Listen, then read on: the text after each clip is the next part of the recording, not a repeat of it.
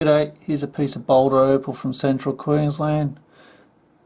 It's basically just got a couple of faces on here. This face here, another one over here, little one. But it's got a lot of purple veins going through it here. So you possibly, when you look at this, it's not fantastic. You could possibly slice it through this way and you might end up with some pieces of purple, greens and blues through here. So eyes of colour here.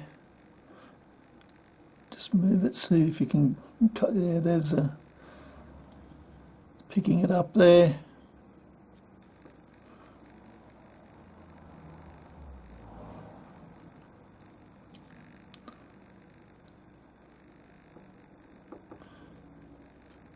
Piece of stone that you should get a few slabs out of it, I think.